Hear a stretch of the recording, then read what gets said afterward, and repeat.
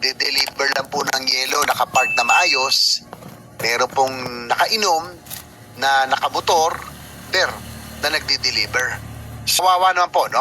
I have filed that bill which was referred to the Committee on Justice, yung Drivers Protection Act, seeks to protect innocent drivers, no?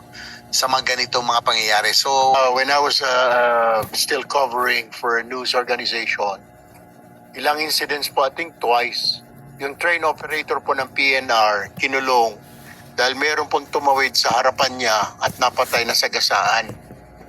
Yung pobre pong train operator, inabot po na halos 2 linggo kasi Friday night po yun. I mean, Saturday, Sunday, nasa kulungan po siya. Dahil nga, ang sagot po sa amin ng investigador, yun po talaga ang procedure, Mr. Chair, dahil may namatay. So, ang tanong po natin, paano kung yun namatay ang may kasalanan naman po talaga? Meron din pong instance po yata dito po sa norte or sa south, I think dito po sa papunta po sa Bicol region, nakapark po yung truck, binangga po ng L300, patay po yung driver at pasahero.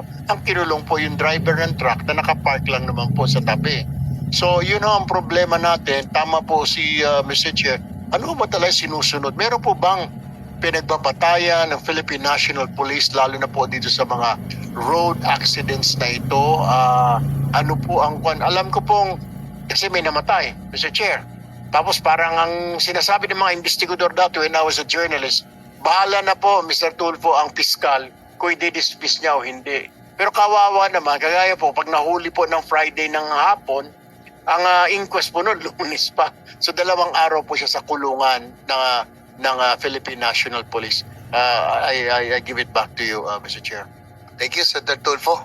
Those are very informative, no? At talaga nangyayari yan. So, tanong natin, sino sa PNP ang pwede sumagot? Since this is a traffic accident and the investigators, of course, on the ground could not immediately have the total that facts of the incident. So we just to make it sure that is there's really a need or negligence on the part of the driver. So in as much as possible, sir, we're going to review again our manual. So yung ma-expedite lalo yung mga ebidensyang makukuha agad ng investigador natin so that in effect, immediately ma-take away kaagad natin yung absence of their negligence on the part of the driver, sir. To make it sure that ma-release kaagad itong sir. Kasi I believe our investigators also may be found in dilemma also, sir, to determine ano ba talaga yung culpability kasi nagkaroon ng involvement na gano'n. Just make it sure, sir, na ma-expedite namin lahat ng ebidensya makukuha namin, even the CCTVs on board, para immediately kung if found out that there's no negligence on the part of the investigators, then on the part of the involved, then could immediately release the person. Something like that. What happens here, ano nangyayari, no? Yes, sir. Dahil may namatay, so nangyayari syempre, yung police dilemma din niya talaga. I will understand the predicament. Kasi pag may namatay, of course, emotional, yung kamag-anak, maghahanap talaga ng may kahit papano may matuturo kung sino po ang at fault. Natural naman po yun no? Kaya lang, I think this policy or practice was siguro outdated na kasi wala pang mga CCTV noon, wala pang mga dashcam. Kaya nangyayari, i-hold muna, i-detain muna yung party, yung isang driver kahit na hindi niya at fault kasi may namatay. So ang gagawin nyo, aantayin na lang ang fiscal ang will determine if indeed the driver was at fault, no? So ganun ang nangyayari. But ang natin siguro, tanong natin si Commissioner Caliniza, no? Kasi syempre mas may legal basis na paano po kung ngayon with this day and age na mayroon namang CCTV, mayroon dashcam na pwedeng ipakita kaagad at makikita kaagad sa ebidensya na hindi kasalanan nung pong driver, no, ang pagkamatay nung kabilang party. Bago nga po tumapak sa Napolcom, 18 years po akong practitioner na bilang lawyer. Klaro-klaro po sa akin na may malaking gap po talaga. Ang nangyayari ho dyan, basta may namatay, automatic, kinukulong ho lahat ng involved kahit wala ko talagang kasalanan. That is actually truly wrong. Bakit? Kasi inosente yung tao 1 minute in detention is already wrong. So, ang nangyayari ho doon sa LRT incident, naka-isang araw yun eh. He was detained for 1 day. Tama rin po si Senator Tulfo, kahit nga driver ka ng train, nakasagasa ka, kasalanan mo pa rin eh. Why is it that way? One, to clarify, there's nothing in the manual which states that kailangan mong arestuhin kapag may namatay. Nothing. We read the manual. In fact, that manual is being revised as we speak. Ano na yun, Commissioner? It was just a practice. It Wala is a talaga, practice.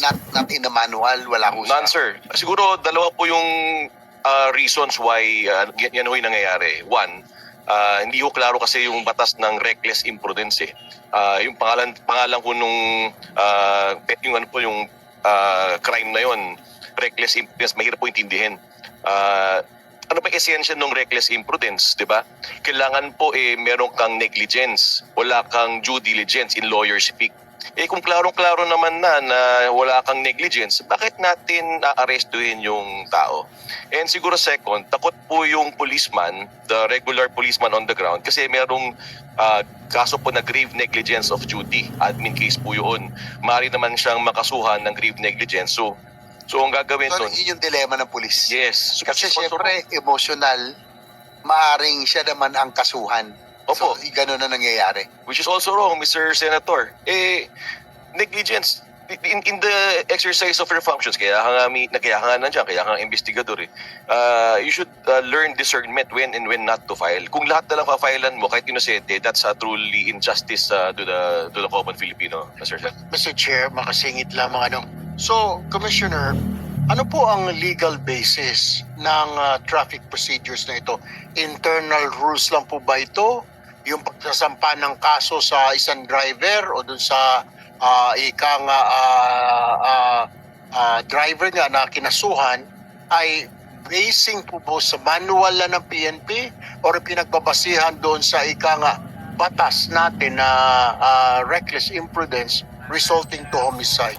Una ko, wala po sa batas, Mr. Senator. Malabo nga po yung batas. Doktrina ng Supreme Court po dyan, from last clear chance to among others.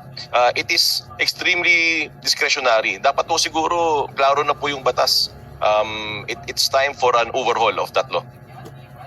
Magandang maging malinaw na, no? And in fact, Driving Protection Act, which seeks to prevent the unnecessary detention of drivers who can present credible evidence of defensive driving. Kaya nga sabi ko kanina na meron na tayo CCTV ngayon, may mga dashcam na,